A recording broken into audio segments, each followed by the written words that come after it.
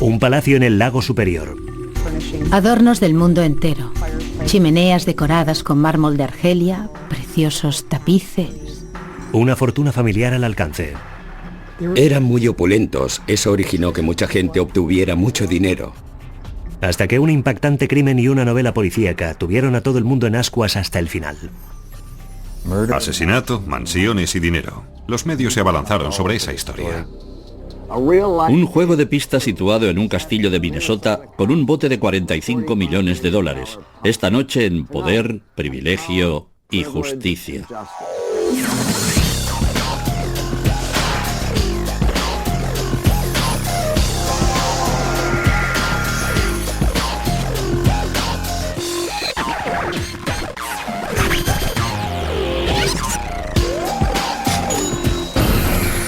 Crímenes imperfectos, ricos y famosos. Misterio en la mansión. He investigado cientos de casos a lo largo de los años, pero nada se ha aproximado siquiera a esto.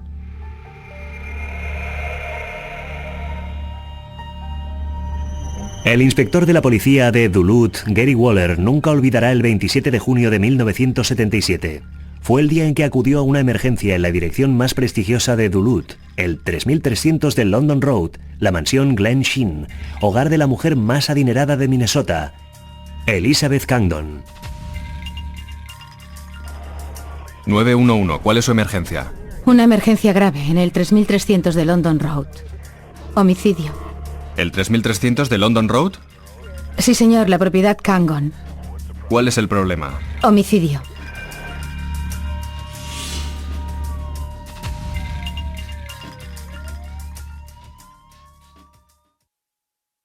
Cuando llegué allí no sabía qué me esperaba, porque nunca había estado en Glen Sheen.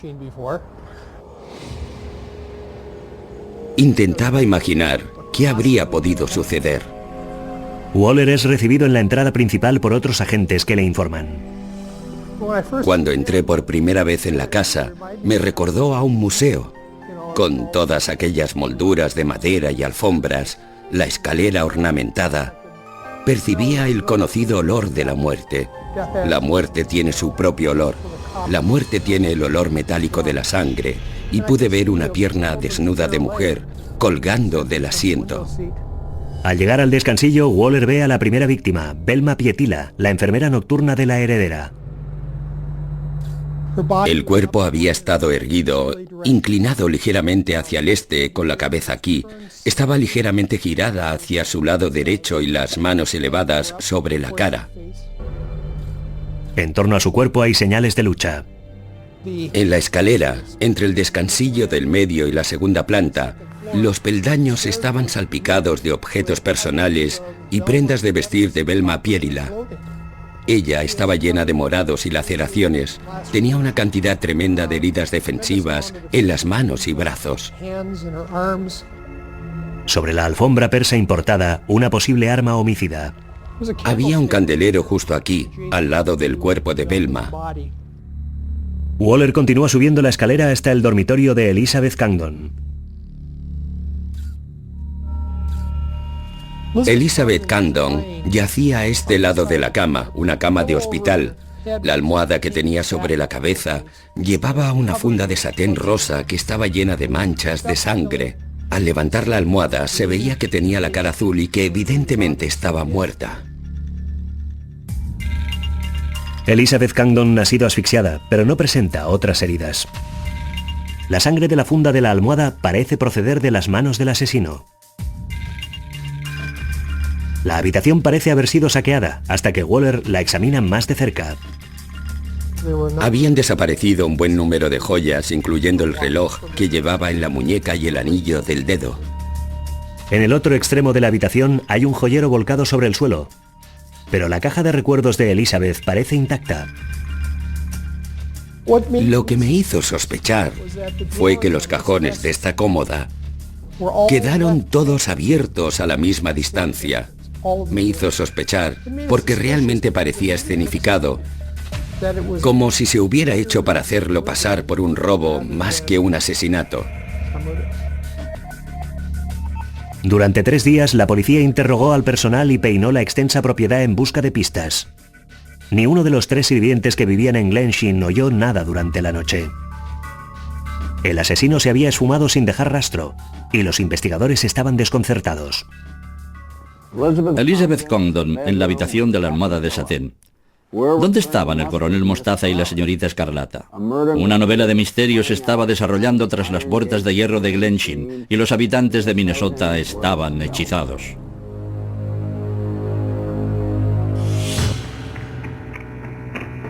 En la época de los asesinatos, el tema de la delincuencia en Duluth, había relativamente pocos homicidios, 1, tal vez 2 al año.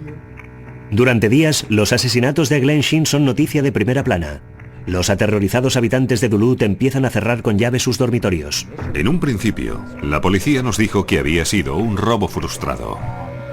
Pero a la larga, empezamos a intuir que aquel caso tenía mucho más calado. Cuando los detalles del crimen se hicieron públicos, todo el mundo empezó a preguntarse qué hizo de 2 mujeres indefensas el objetivo de tan brutal crimen. Sí, hubo un robo, pero también un asesinato. 2 asesinatos. ¿Fue un robo que se torció? No teníamos claro cuál había sido el móvil inicial. Glensheen estaba lleno hasta sus techos laminados en oro de 22 quilates de inapreciables tesoros. No tenía sentido, solo un puñado de joyas desaparecidas. Tenía que haber otro motivo. Como investigador experto, cuando oyes que una gran cantidad de dinero va a cambiar de manos como resultado de la muerte de una persona, no puedes descartar la posibilidad de que sea ese el móvil. En el momento de su asesinato, Elizabeth Condon poseía una suma de $45 millones, una fortuna con la que ya nació. Elizabeth era la única hija viva del magnate del hierro y millonario Chester Condon. Hombre de negocios perspicaz, Chester amasó una fortuna explotando grandes extensiones de tierra rica en mineral. Condon y su esposa Clara tuvieron 7 hijos, incluyendo a Elizabeth. En 1905, encargó al más destacado arquitecto de Minnesota la creación de su casa familiar, una mansión de estilo jacobino con 39 habitaciones y vistas al lago superior. La propiedad de casi 6 hectáreas contaba con una casita para el jardinero, una cochera para los carruajes, establos, un cobertizo para las barcas y muelle y magníficos jardines. El interior era igualmente espectacular. Chester y Clara Condon no repararon en gastos a la hora de decorar Glensheen. Posee adornos del mundo entero, chimeneas decoradas con mármol de Argelia, con mármol italiano, techos realzados con lámina de oro de 22 quilates, preciosos tapices y alfombras orientales. Chester contrató a artistas de la vidriería Tiffany para diseñar los apliques de luz y las ventanas de cristal de colores. En la mansión, allí donde mires, encontrarás hermosos y exquisitos adornos que la familia fue reuniendo gracias a sus viajes por todo el mundo, y también objetos diseñados especialmente para Glensheen. El estilo de vida de los Condon estaba en consonancia con su lujoso entorno. Las cenas familiares eran asuntos formales, corbata negra todas las noches. Los hijos asistieron a las mejores escuelas del país y frecuentaron a los hijos e hijas de las familias más aristocráticas de los Estados Unidos.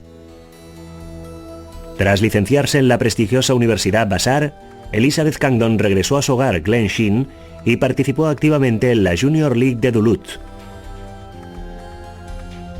En la década de 1930, soltera aún, adoptó a 2 niñas, Jennifer y Marjorie, y les enseñó lo que significaba ser una Condon.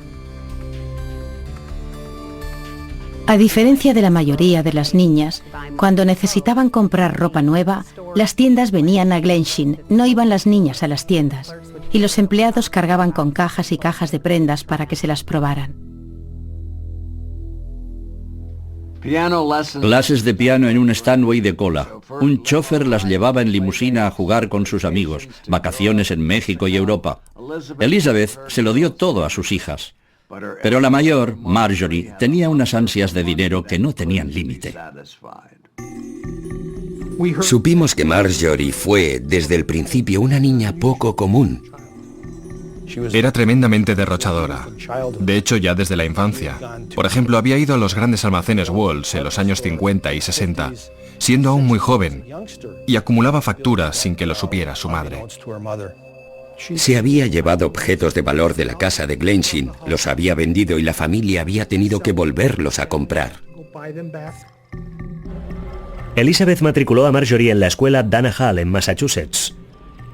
Esa escuela de enseñanza secundaria era famosa por ser estricta, pero eso no era obstáculo para la astucia de Marjorie. Escribía cartas a su madre constantemente, pidiéndole que le mandase más dinero. También había cartas en las que parecía que Marjorie intentaba manipular a su madre y engañarla, quizá mintiéndole intencionadamente para poder conseguir más dinero. Pero Elizabeth no era fácil de convencer. Se dio cuenta de que Marjorie tenía problemas mentales y la envió a la clínica Menninger, un selecto centro psiquiátrico en Topeka, Kansas. Allí fue evaluada, y miembros de la familia dicen que recuerdan que el diagnóstico de Marjorie fue de sociopatía. Después de un año de tratamiento, Marjorie se trasladó a St. Louis para concluir sus estudios, y la situación empezó a mejorar. Marjorie conoció a Dick Leroy, un joven y ambicioso reasegurador. Pocos meses después, la pareja se casaba en Glensheen. Se trasladaron a Minneapolis, y desde el principio Marjorie disfrutó de la dicha doméstica. Estaban muy enamorados. Tuvieron 7 hijos y a veces, durante el matrimonio, intentaron construir lo que podría considerarse una vida prácticamente normal. Parecía que Marjorie por fin había superado su turbulento pasado. Se convirtió en una experta ama de casa y en una madre complaciente. Pero cuando fue pasando el tiempo, sus antiguos hábitos de derroche volvieron a aflorar. Marjorie quería que sus hijos tuvieran lo mejor de todo y gastaba en consecuencia. Cuando sus hijos, a instancias suyas, empezaron a practicar diversas actividades como el patinaje o la hípica, les encargó botas a la medida, a docenas, o hacía fabricar los patines especialmente. Pronto se vio que Marjorie era capaz de todo para que sus hijos fueran los primeros. En los campeonatos estatales de patinaje artístico, uno de los hijos de Marjorie pasó a la final nacional, pero solo porque su rival tuvo una espectacular caída y quedó inconsciente. Nadie pudo demostrar que hubiera habido juego sucio, pero por la pista de patinaje corría el rumor de que alguien había manipulado los patines del chico. El comportamiento compulsivo de Marjorie empezó a hacer mella en su matrimonio. Dick Leroy ya estaba recibiendo llamadas de acreedores sobre facturas en las que Marjorie había incurrido sin su conocimiento. Esa era una pauta que no hizo más que empeorar con el transcurso del tiempo. Dick se divorció de Marjorie en 1970. Ella seguía teniendo un fideicomiso familiar, pero nunca parecía ser suficiente. Una y otra vez volvía a Glensheen con la mano extendida. Sus requerimientos no eran bien recibidos. Marge tenía muchas fricciones con los miembros de la familia, porque muchos de ellos la consideraban la oveja negra de la familia, que se había divorciado, que tenía todos esos hijos y que necesitaba ayuda económica constantemente. En noviembre de 1974, Marjorie regresó a Glensheen. Fue a la cocina y dijo al personal que quería llevar a su madre pan casero y mermelada que había traído. Insistió en prepararlo ella misma. A las pocas horas de comer el tentempié de Marjorie, Elizabeth entró en coma. Sus constantes vitales empezaron a caer y estuvo a las puertas de la muerte, pero cuando empezó a recuperarse, Marjorie se marchó de allí. Los análisis de sangre mostraron un elevado nivel de un poderoso sedante, meprovamato. Se trataba de un fármaco que no figuraba en la lista de medicamentos recetados a Elizabeth. Para evitar la publicidad, los miembros de la familia optaron por resolver el incidente a nivel interno. No llegaron a enfrentarse a Marjorie, pero dieron instrucciones al personal de Glensheen de que nunca volvieran a dejar a Elizabeth a solas con su hija. 2 años después, Marjorie se trasladó a Golden, Colorado, con su hijo menor, Ricky. Allí conoció a su segundo marido, un vendedor en paro llamado Roger Caldwell. Los dos empezaron a hablar de un sueño común, que era abrir un negocio de cría de caballos, un rancho. Ella y Roger comenzaron a comprar propiedades rurales muy caras. Recibí llamadas telefónicas de acreedores, particulares y bancos, y prestamistas, indicando que Marjorie les debía dinero. Roger me expresó graves inquietudes acerca de los hábitos derrochadores de Marjorie, así como sobre las actividades de Marge, a las que él se refirió como estafar a la gente. A finales de los años 70, los Caldwell se habían metido en un profundo hoyo económico. Los pagos del fideicomiso de Marjorie apenas daban para pagar las facturas pendientes de la pareja. Estaban hasta el cuello de deudas y habían comenzado a realizar actividades ilegales. Cheques sin fondos. Estaban siendo investigados por fraudes a la aseguradora, por un robo con allanamiento que los investigadores consideraron que había sido orquestado, y estaban utilizando tarjetas de crédito fraudulentas. Estaban en una desesperada situación financiera como cualquiera podía imaginar. Los inspectores supieron que en mayo de 1977, menos de un mes antes de los asesinatos, Roger hizo una visita a Duluth para pedir a Elizabeth y a los fideicomisarios Cangdon $750,000. Su plan era construir un rancho para caballos en Colorado. Apelando al lado más blando de Elizabeth, Roger le mostró una nota de un médico diciendo que el rancho sería lo mejor para el asma de su nieto, Ricky. Pero la pareja había falsificado la carta con impresos robados, y los fideicomisarios despidieron a Roger con las manos vacías. En junio del 77, Marjorie y Roger Caldwell estaban en la ruina. No tenían ingresos, no tenían fondos, vivían al día o a la semana en el Hotel Holland, que no es lo que podría llamarse un motel de categoría en Golden, Colorado. Quiero decir que se hallaban en una situación desesperada. El 27 de junio de 1977, a Elizabeth Cangdon la encuentran asesinada. Sus bienes ascienden a $45 millones. La parte de Marjorie es una de las más cuantiosas, casi $8 millones. Con tanto dinero en juego, el inspector Waller decide que es hora de examinar más de cerca a los Caldwell. Cuando la pareja llega a Duluth para el entierro de Elizabeth, los convoca en comisaría para interrogarlos. La reunión es breve. Marjorie dice al inspector que tanto ella como Roger estuvieron en la lavandería en Golden, Colorado, la mañana de los asesinatos. Pero Waller no logra apartar la vista de Roger. Roger tenía un corte en el labio, además tenía la mano derecha muy hinchada y un corte en uno de sus dedos, y me pongo a recordar la autopsia y los graves hematomas que Velma tenía en la mejilla izquierda y en el mentón, y realmente tuve la sensación de que íbamos en la dirección correcta. ¿Era Marjorie una oveja negra disfrazada de loba? ¿Había enviado a Roger a la mansión aquella noche para que le hiciera el trabajo sucio? Con 2 mujeres muertas, los investigadores estaban empeñados en descubrirlo.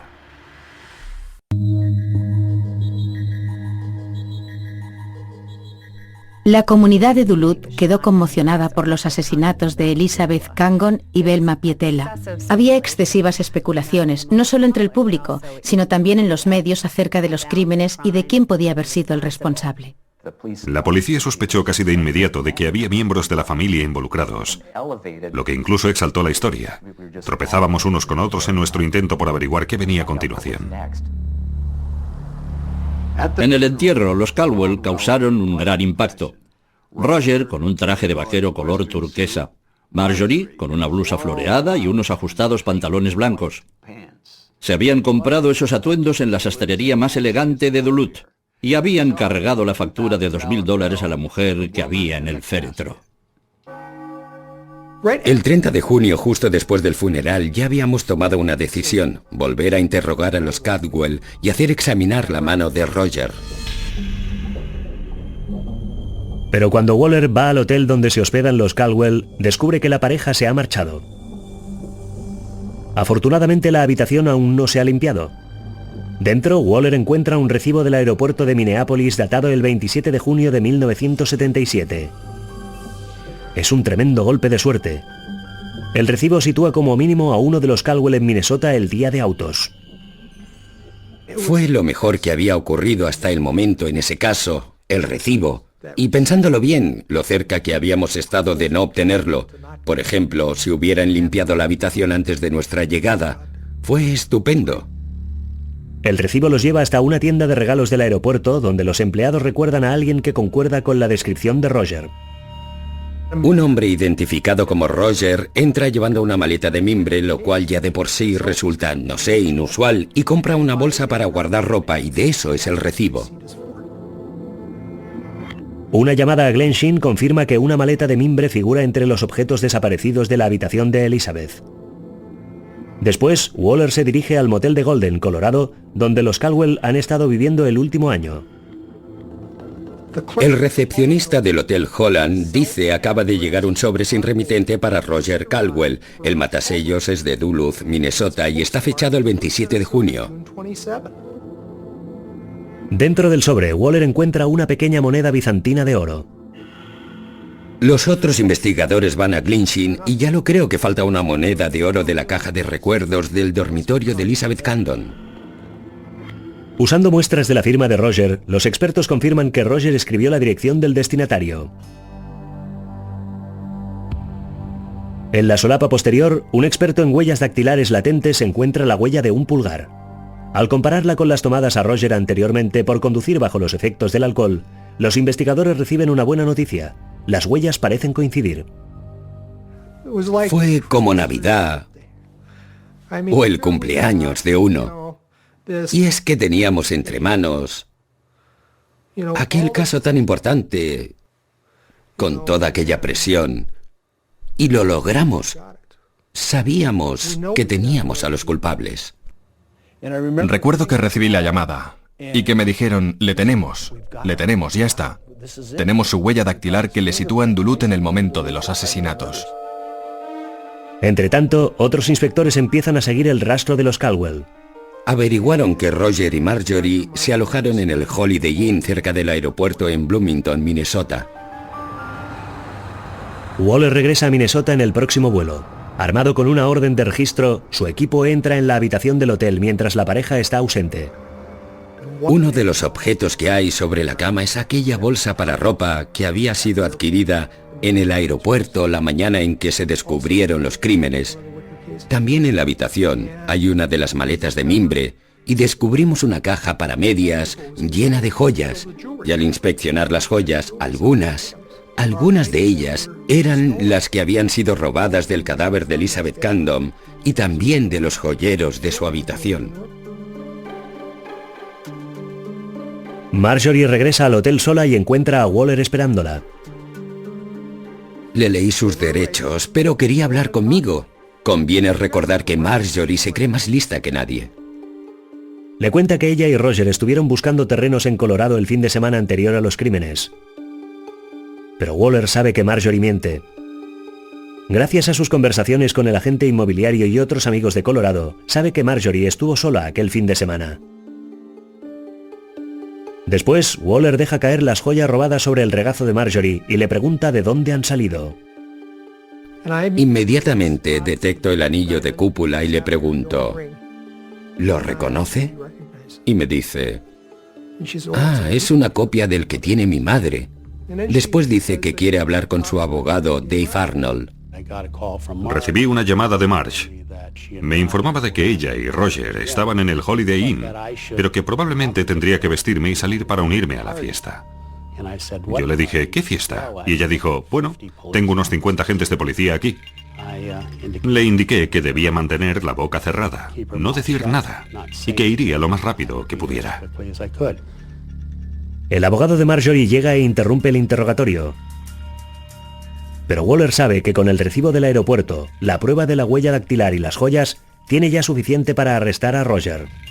Marjorie tendrá que venir después.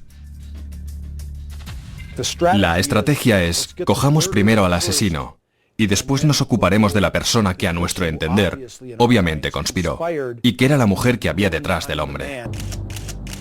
Roger Caldwell es acusado y arrestado el 6 de julio de 1977 por los asesinatos de su suegra y la enfermera de esta.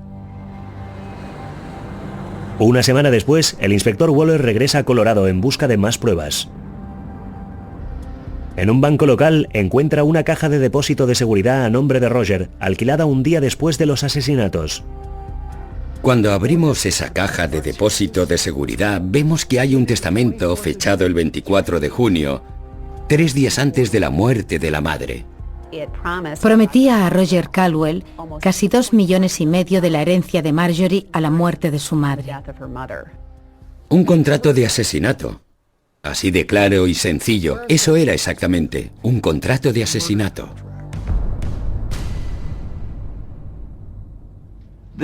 Esta novela de misterio lo tenía todo. Un impactante escenario del crimen, una extraña trama familiar y pronto un drama en los tribunales que sería la comidilla de Minnesota.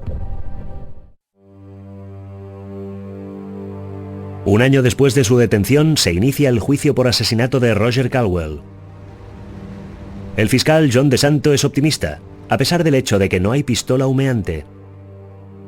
No había testigos oculares que pudieran decir que habían visto a Roger en la mansión cometiendo los asesinatos. Todo era puramente circunstancial, y por ello cada pieza, cada circunstancia era tan importante. El caso del Estado es sencillo. Roger es el primo que hizo la fechoría y Marjorie es el cerebro. Los asesinatos Condon tuvieron tal repercusión en Duluth que el juez trasladó el juicio al condado de Crow Wing, a unos 200 kilómetros de distancia. Hordas de reporteros cayeron sobre la pequeña población de Brainerd para el capítulo final de la mayor historia de detectives de Minnesota. Íbamos a mostrarles de forma concluyente y más allá de toda duda razonable que Roger Caldwell había cometido esos asesinatos, que tenía un móvil para cometerlos. Iba a ganar $2,5 millones irrevocablemente a la muerte de Elizabeth Cangdon. Creo que en el juicio de Roger, desde el principio todo el mundo creía que la acusación lo iba a tener muy bien. Al fin y al cabo tenían las joyas que habían encontrado y que procedían de la mansión. Tenían a una mujer en el aeropuerto que podía identificar a Roger. Estaba la huella dactilar en el sobre que, según los expertos que testificaron en el juicio de Roger, era sin lugar a dudas suya, y debió haber estado en Duluth aquel día porque el matasellos es del 27 de junio. Pero cuando el Estado concluye su alegato, el abogado de Roger, Doug Thompson, dice al jurado que hay margen para la duda. Uno de los puntos fuertes de la defensa fue el hecho de que la foto de Roger Caldwell había sido facilitada por error a la prensa y apareció en los periódicos locales. Eso ponía en entredicho la irrefutabilidad de las identificaciones de las 2 empleadas de la tienda de regalos del aeropuerto, donde Roger supuestamente había comprado una bolsa para guardar ropa. El caso del Estado dista mucho de ser irrebatible. No conseguimos indicar al jurado cómo llegó y salió del lugar de autos. No logramos situar a Roger Caldwell en un medio de transporte. Cabe recordar que en 1977 no tenías que mostrar una identificación para comprar un billete y subirte a un avión. Existía también una ausencia de pruebas físicas que vinculasen directamente a Roger Caldwell con el escenario del crimen. En la mansión no se encontraron huellas dactilares que pertenecieran a Roger Caldwell. Pero después los resultados del laboratorio revelan que la sangre dejada en el escenario concuerda con el grupo sanguíneo y el grupo enzimático de Roger. Solo conseguimos descartar a un 82% de la gente como origen de esa prueba sanguínea en 1977-78. A ese respecto, yo sostenía que de ese 18% o 18.000 personas que había en Duluth el día de autos, solo a una persona se le había garantizado $2,5 millones a la muerte de Elizabeth Cangdon, y esa persona era Roger. Durante las deliberaciones, el Estado sabe que hay mucho en juego. Si Roger queda libre, hay pocas posibilidades de imputar el crimen a su compañera. En mi alegato final, dije al jurado que se había completado el paso número 1 y que quería que supieran que iba a haber un paso número 2. Desde el principio tuvimos claro que Marjorie era la mujer que estaba detrás del hombre. El jurado emite su veredicto. Culpable de todos los cargos. Desde luego sentí una sensación de vértigo al pensar, sí, he logrado el resultado que quería. Y sin embargo también había tristeza. Siempre ha sido así para mí. 2 mujeres habían muerto prematuramente y no tenían que haber muerto. Y eso causó mucha tristeza a las familias. Pero el caso dista mucho de haber acabado. Semanas después de la condena de Roger, Marjorie es acusada de conspiración para cometer asesinato. Cuando se entrega, va acompañada del abogado defensor más prominente de Minnesota, Ron Meshbesher. La gente piensa, si lo hubiera hecho yo, contrataría a Ron Meshbesher. El punto débil de la acusación en el juicio de Marjorie Caldwell sería que esperaban que, esencialmente, fuera una repetición de lo que había sido el juicio de Caldwell. Sin embargo, había un nuevo abogado defensor. Y la acusación, desde luego, no anticipó que la defensa sacaría alguna nueva prueba sorpresa que socavaría el caso de la acusación. Con su costoso y competente abogado de Minneapolis, Marjorie tenía el partido más que igualado. El Duluth Tribune llamó a la confrontación. Capitalino contra patán de campo. ¿Sería este otro caso en el que el dinero impera sobre la justicia?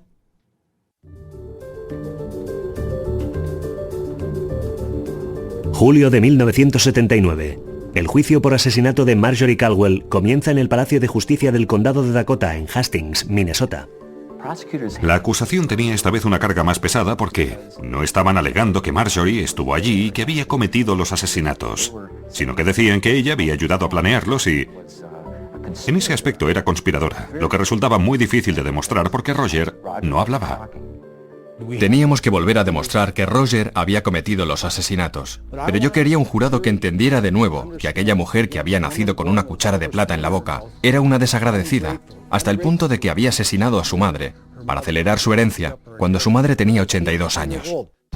El testigo estrella del Estado, el inspector Gary Waller, habla al jurado de las inconsecuentes declaraciones de Marjorie con respecto al paradero de Roger el 27 de junio. Una cosa que a los policías nos gusta tanto como la verdad es una buena mentira. Porque si podemos demostrar que alguien miente resulta tan válido como una confesión. Y Marjorie dio 7 versiones distintas del paradero de Roger aquella mañana. Sin embargo, la prueba clave son las joyas encontradas en la habitación de hotel de los Caldwell. Durante el interrogatorio, Marjorie afirmó que eran réplicas. Llevamos a declarar al joyero que había montado el anillo para Elizabeth Cangdon 2 años atrás. En el anillo había marcas que él identificó en la sala del tribunal y que, según él, hacían que aquel anillo fuera para él tan distintivo como una persona. Era el anillo de Elizabeth Cangdon, no era un duplicado. Dado que otro jurado había declarado a Roger culpable de los asesinatos, Meshbesher se enfrenta a un desafío aún más difícil. Entendía cuáles eran los obstáculos, pero aún les faltaba relacionar a Marjorie con el caso. ¿Debía decir al jurado que sí, que Roger lo había hecho y que Marjorie no tenía nada que ver? ¿O debía emplear básicamente una defensa doble y asegurar que no existían pruebas de que Roger lo hubiera hecho? Y obviamente, si él no lo había hecho, Marjorie no podía haberlo hecho.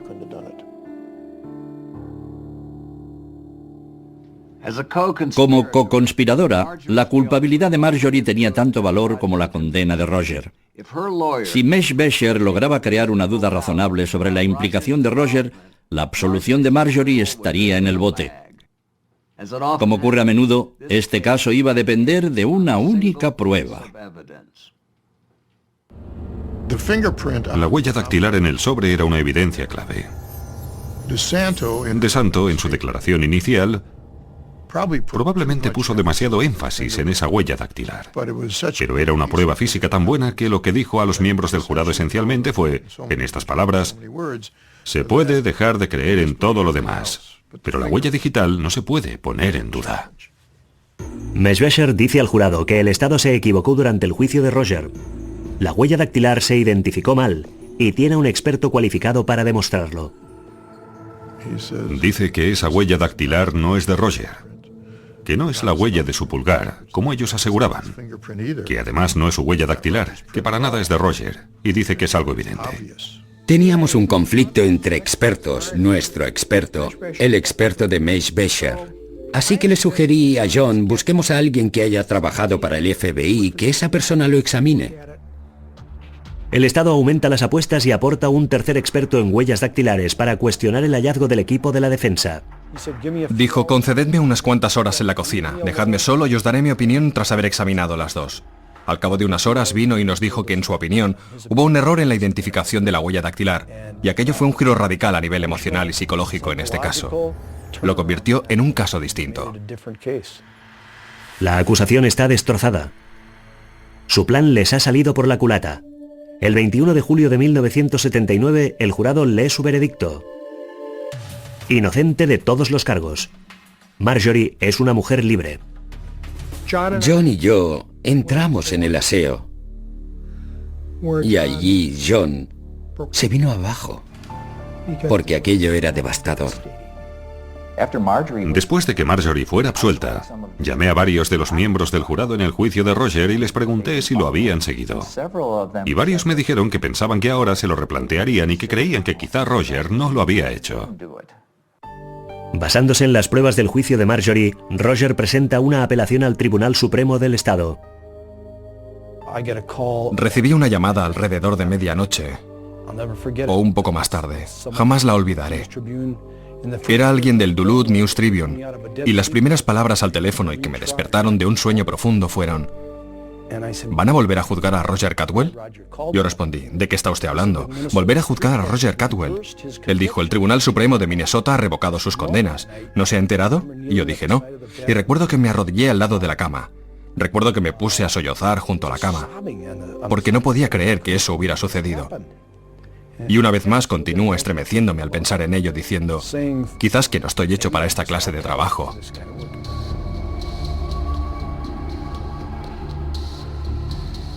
Menudo fracaso de la justicia, un auténtico puñetazo en el estómago. Parecía que Marjorie y Roger podían llegar a salir impunes de los asesinatos, pero a la historia aún le quedaban unos cuantos giros y vueltas.